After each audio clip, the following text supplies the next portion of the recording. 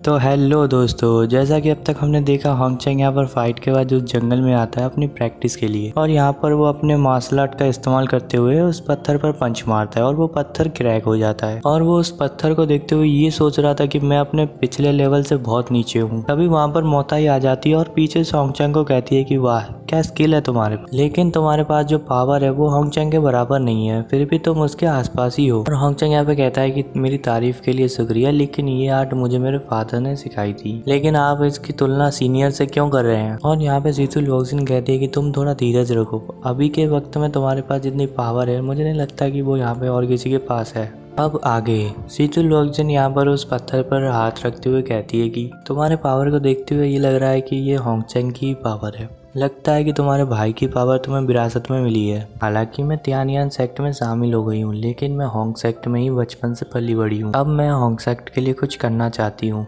इसके लिए मुझे तुम्हारी मदद चाहिए। और होंगचेंग कहता है कि तुम्हें मेरी मदद किस काम में चाहिए, क्या तुम अपने स्किल्स के सहारे इस काम को संभाल नहीं सकती हो। तो यहाँ पे मोताई कहती है कि जब 7वें अंकल का बेटा घर लौट रहा था तो रास्ते में ही सीतू फैमिली के गार्ड ने उस पर हमला किया और उसे बुरी तरीके से घायल कर दिया। तो होंगचेंग यहाँ पर काफी ज्यादा हैरान हो जाता है और कहता है कि क्या सच में वुल्फ घायल हो गया था।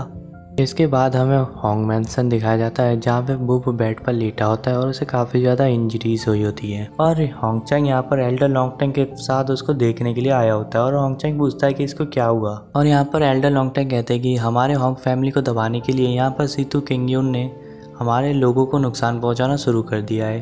और यहाँ पर वापिस आते समय वुल्फ को सीतू किंगयून ने और कई ताकतवर आदमियों ने घेर लिया और उन्होंने यहाँ पर वुल्फ को बहुत बुरी तरीके से मारा, जिसके कारण उसका मरीडियन टूट गया, साथ ही साथ उसके हाथ पैर और सारी हड्डियाँ टूट गई।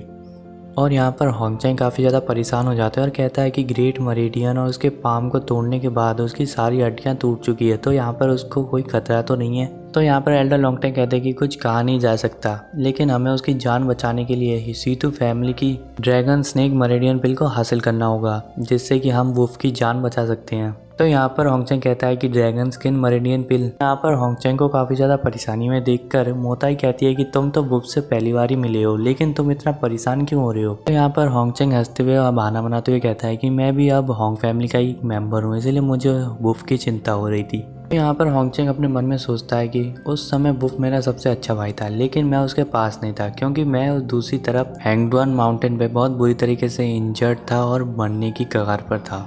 लेकिन ये वुल्फ ही था जो कि अपनी जान को जोखिम में डालकर मुझे ढूंढने के लिए आया था। और हिस्ट्री अपने आप को ही दोहरा रहा है। 10 साल पहले उन्होंने मुझे मारने के लिए युवेन कैंगाई के साथ हाथ मिलाया था और अब वो वुल्फ पर हमला कर रहे हैं। तो यहाँ पर होंगचेंग कहता है कि सीनियर सिस्टर मोताई, चलो जल्दी से हम सीतू मैनोर की ओर चलते हैं। और यहाँ पर मोताई भी हाँ कह देती है। तो यहाँ पर एल्डर लॉन्गटेंग चिल्लाते हुए कहते हैं कि होंगरे तुम ये क्या कर रहे हो, क्या तुम सीतू किंगयून की पावर को जानते हो। वो अभी ट्रांस सेकेंडनेस के सेकंड स्टेज पे है और तुम मोताई अब तुम तियानियन सेक्ट से हो। अगर तुम तियानियन सेक्ट की पहचान के साथ ही यूनहाई सेक्ट में दखलंदाजी करोगी तो तुम्हें पता है इसका अंजाम क्या होगा। क्या तुमने इसके बारे सोचा है। होंगचेंग यहाँ पे कहता है कि मुझे बूबो की जान बचाने के लिए ड्रैगन स्किन मरीडियन पिल की यहाँ पे जरूरत है। और ये सब बातें सुनकर एल्डर लॉन्गटेंग काफी ज्यादा गुस्सा हो जाते हैं और कहते हैं कि बस करो, अब बहुत हुआ और तुम्हें अब से कहीं जाने की इजाजत नहीं है, होंग मैनर में ही रहोगी। तब तक मैं बूपो की इंजरीज को ठीक करने का कोई दूसरा रास्ता ढूंढता हूँ। और यहाँ पर होंगचेंग हाँ कह देता है। फिर हमें रात का सीन दिखाया जाता है जहाँ पर होंगचेंग एक छत से दूसरी छत पर कूदते हुए होंग मैनर की ओर जा रहा होता है और वो ये भी कहता है कि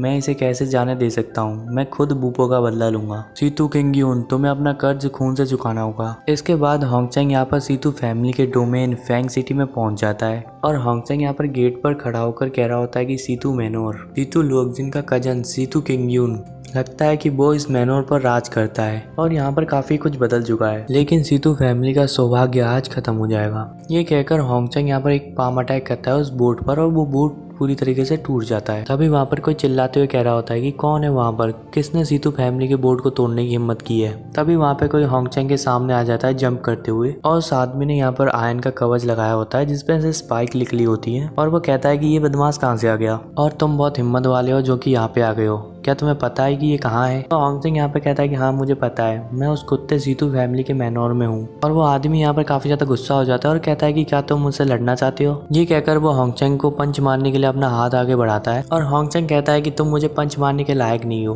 ये कहकर वो उसे धीरे से पंच मारता है और कहता है कि जाओ सीतू किंग उनको बुला के लेके आओ। ये कैन लेकिन वो जो आदमी होता है होंगचैंग के एक ही पंच से दूर जाके गिरता है और होंगचैंग यहाँ पे कहता है कि ये तो बहुत आसान था। तो इसी सीन के साथ आज का ये एपिसोड यहीं पे ख़त्म होता है। मिलते हैं नेक्स्ट एपिसोड में।